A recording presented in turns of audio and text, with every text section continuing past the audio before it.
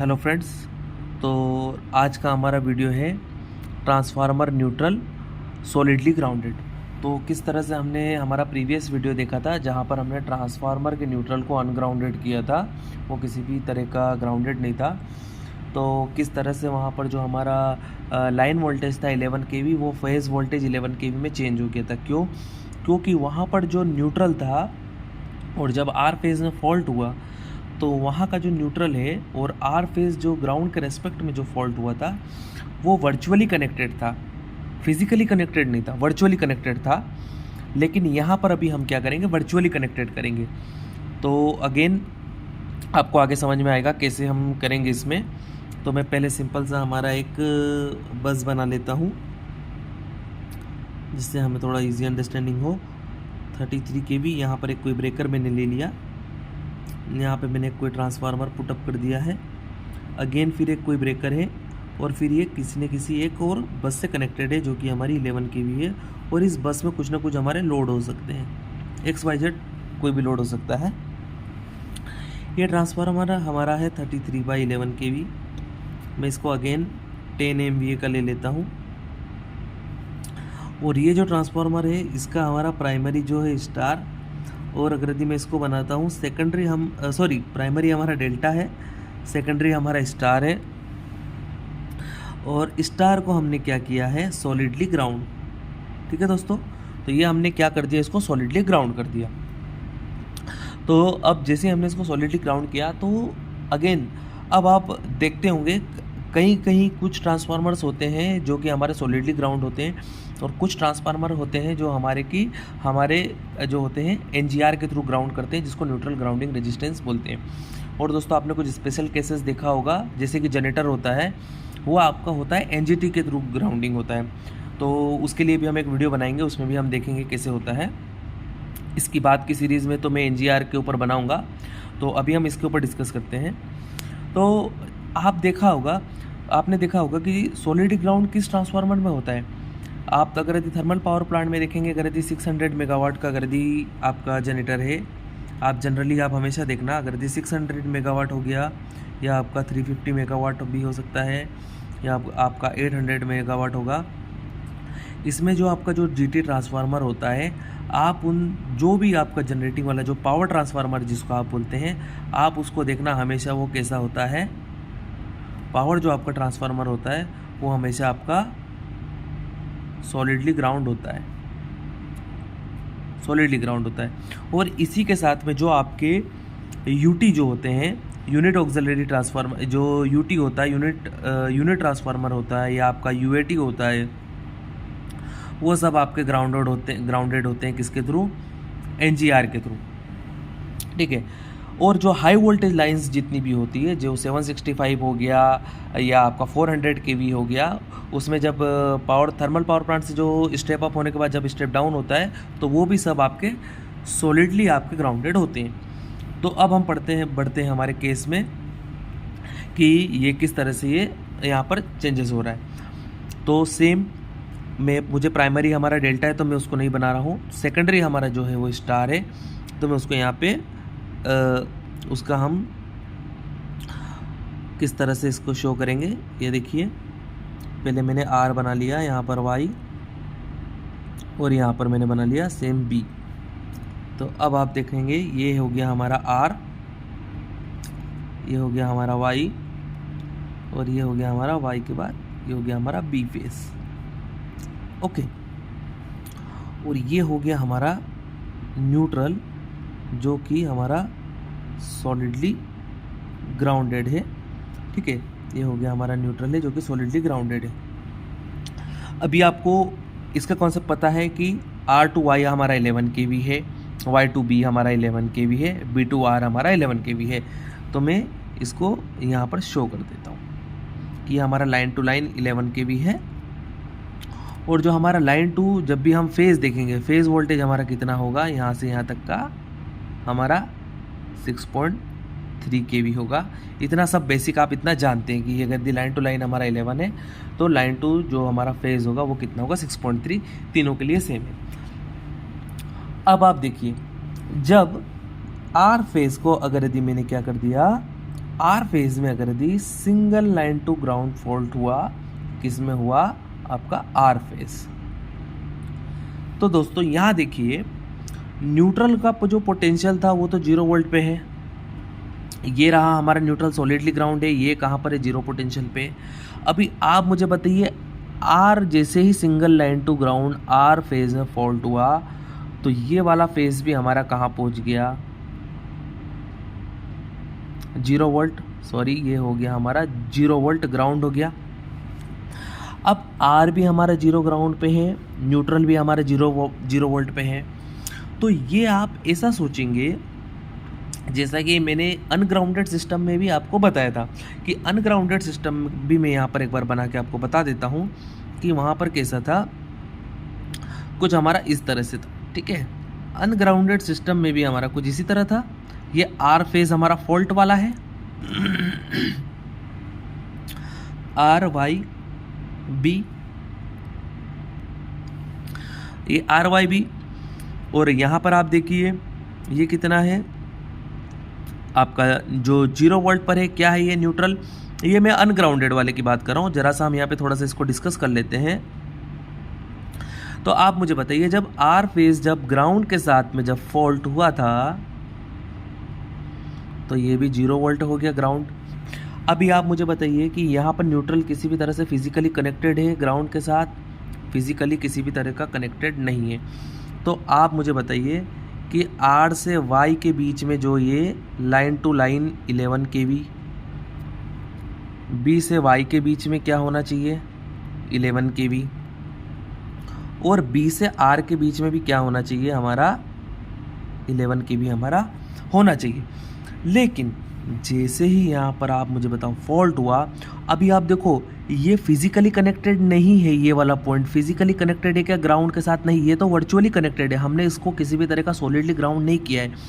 तो इसका वोल्टेज अभी कितना है, 0 वोल्ट पे है।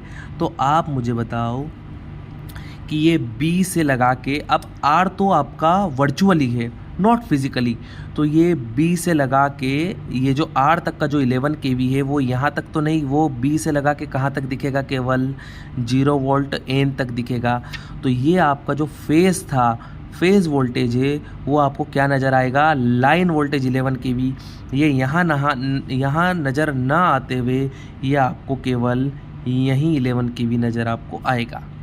सेम इस केस में भी है, ये वाई टू आर आपको 11 kV नज़र आएगा, ये आपको फेज दिखना चाहिए लेकिन फेज नहीं, ये आपको लाइन यहाँ तक दिख रहा है, लेकिन क्यों, अभी आर तो आपका 0 वोल्ट ग्राउंड हो गया है, ये वर्चुअली है, किसी भी तरह का फिजिकली कनेक्टेड नहीं है।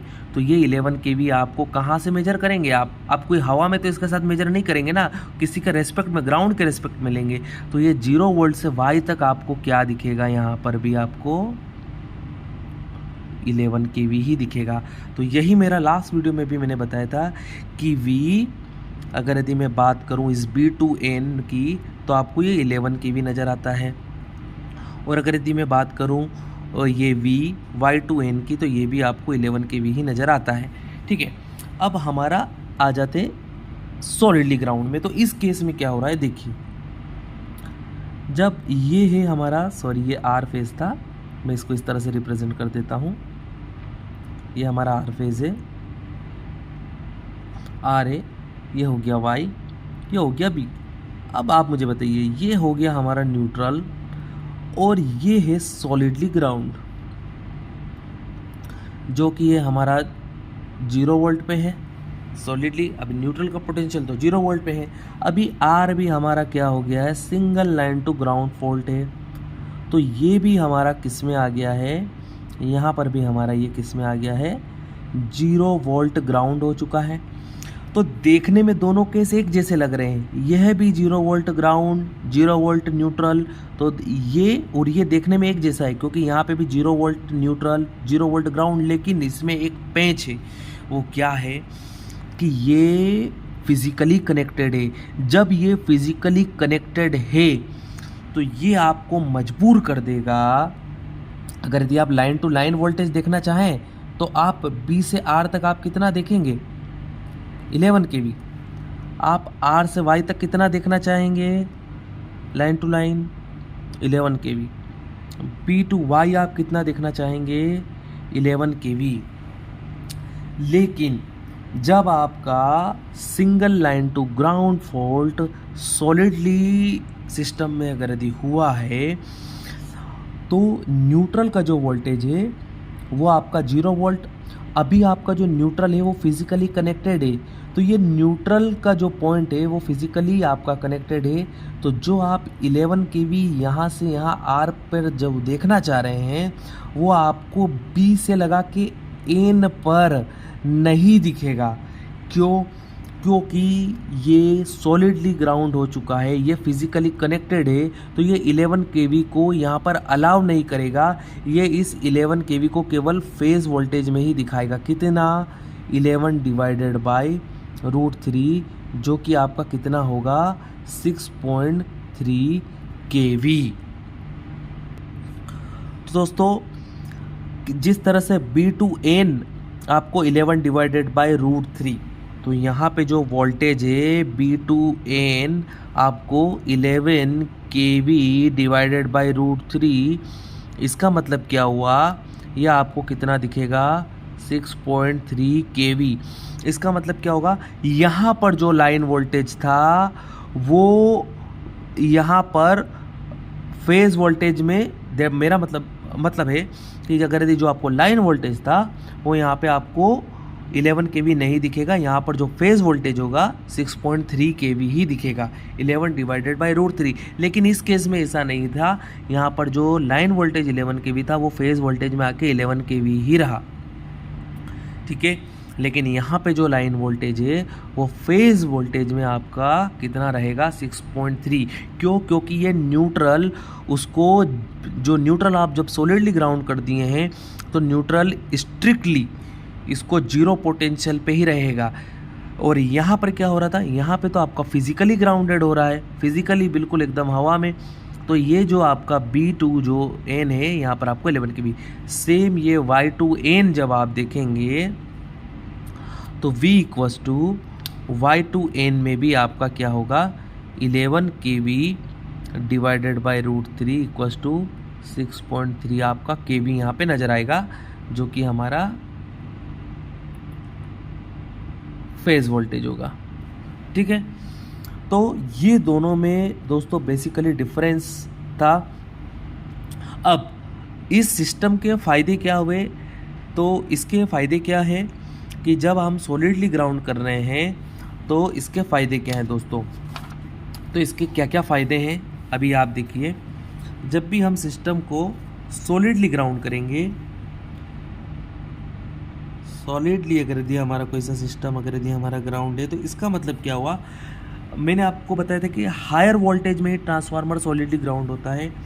जैसे आपने देखा होगा आपका 400 kV, 132 या 765 kV में high voltage, extra high voltage में आप देखेंगे कभी भी आपको अनग्राउंडेड या NGR जो होता है हमारा न्यूट्रल ग्राउंड के थ्रू ग्राउंडेड नहीं मिलेगा, आपको always be a solidly ground.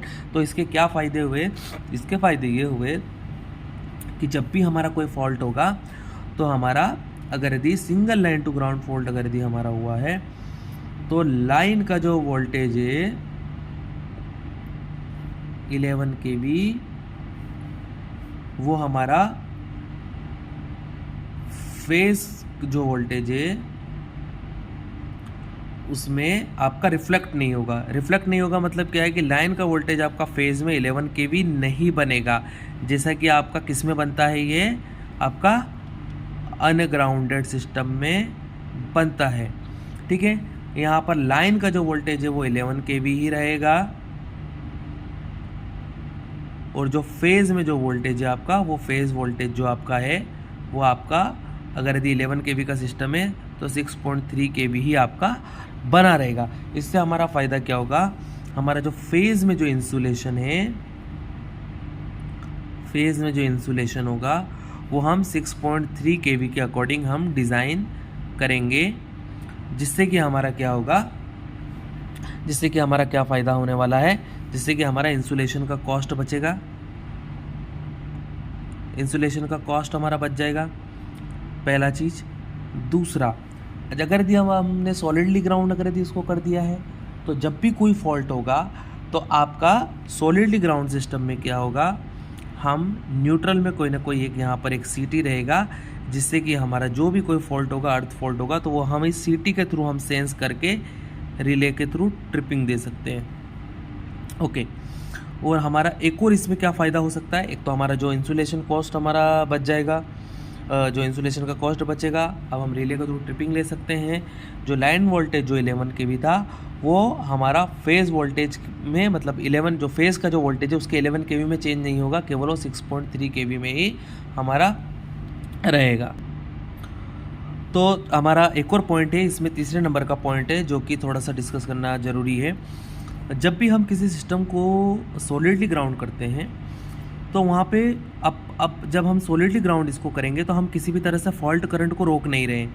Fault current को हम क्या कर रहे हैं, पास होने दे रहे हैं। जब भी कोई अगर यदि मान लीजिए कोई फॉल्ट आएगा, तो ये सीधा इस न्यूट्रल के थ्रू क्या होगा, इस सॉलिडली ग्राउंड के थ्रू क्या होगा, इस न्यूट्रल की तरफ पास होगा। अब यहाँ पे कोई रेजिस्टेंस भी नहीं है ताकि इस फॉल्ट करंट को क्या कर सके, वो रिस्ट्रिक्ट कर सके। तो इसका मतलब क्या होगा, जब भी कोई सॉलिडली ग्राउंड सिस्टम होगा तो वहाँ पे जो फॉल्ट करंट होगा उसका वैल्यू ज़्यादा होगा। क्यों? क्योंकि हमने यहाँ पे कोई भी रेजिस्टेंस लगाया नहीं ताकि हम फॉल्ट करंट को रिस्ट्रिक्ट करें। तो हम सॉलिडली ग्राउंड में फॉल्ट करंट को, हाई फॉल्ट करंट को अलाउ करते हैं।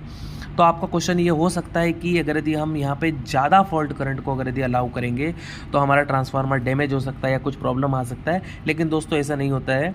जब भी हम ट्रांसफार्मर का जब डिज़ाइन करते हैं तो हम उसको already higher short circuit MVA के लिए डिज़ाइन करते हैं। तो उसका कैपेसिटी इतना होता है कि वो हाई शॉर्ट सर्किट या हाई जो फॉल्ट करंट होता है वो अगर यदि न्यूट्रल की तरफ भी आएगा तो उसको सहन करने का जो उसका कैपेसिटी है वो उसमें होता है।